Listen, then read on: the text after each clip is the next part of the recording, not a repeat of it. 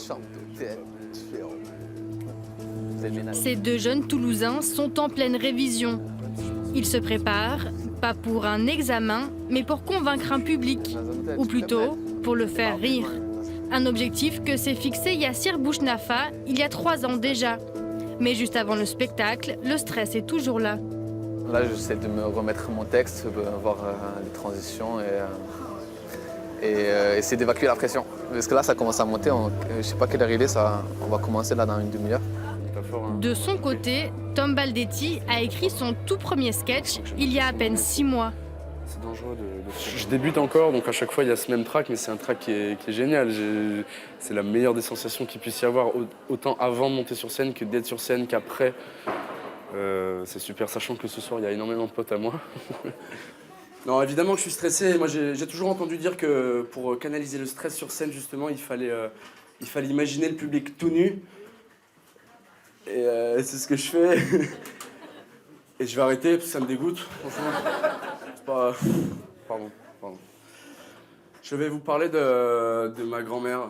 Moi, depuis que je suis tout petit, je dis à tout le monde que je veux faire acteur, je veux faire tout ça, mais sauf que je n'ai jamais rien fait. Et l'année dernière, un coup de tête, je me suis dit, ça faisait quelques mois que je commençais à écrire des trucs dans mon portable. Et puis un jour, je me suis rendu compte que j'avais suffisamment d'éléments justement pour écrire un sketch. Et j'ai écrit mon sketch. Et j'ai fait ma première scène assez prématurément, c'est-à-dire que je ne m'attendais pas à passer si tôt.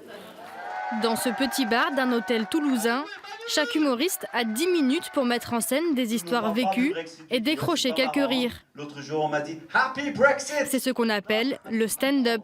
L'âme du stand-up, c'est être proche des gens, c'est s'adresser aux gens. Il n'y a pas de quatrième mur, c'est improviser avec les gens, déconner avec les gens. Et cette ambiance, on peut la reproduire que dans des petits endroits comme ça, des bars, des restaurants. Donc c'est pour ça que notre choix s'est posé sur ça. Moi, l'été, je me suis retrouvé avec 6 femmes dans 40 chambres d'hôtel à Saint-Tropez. Je faisais le ménage. Au quotidien, ils sont saisonniers, professeurs ou étudiants, et observent en permanence leur environnement pour le transformer en blague. Et les gens ne sont pas habitués à voir des mecs faire ce métier, tu sais. Je sors des chambres avec mes collègues et ils me disaient « Mais merci, madame !» Et moi, je répondais quoi? Avec plaisir. Genre, mon cerveau, il est rongé par ça. Mon cerveau, il est rongé. Je pense que pour trouver le potentiel comique dans chaque situation, n'importe laquelle. Et c'est très thérapeutique, ça me fait beaucoup de bien. Puis c'est plutôt pas mal de faire rire les gens, quoi. C'est une bonne sensation. C'est vraiment une très très bonne sensation, ça fait du bien. Un plaisir de faire rire le public, plutôt convaincu à la sortie. On s'est éclaté, on est mort de rire, quoi, vraiment. Je connaissais vite fait le concept de nom, mais j'avais jamais été dans une soirée comme ça. Et top, franchement, vraiment bien. Des soirées comme celle-là, ces humoristes encore amateurs en proposent tous les mercredis au bar au bout du pont et tous les vendredis ici, à l'hôtel Pullman.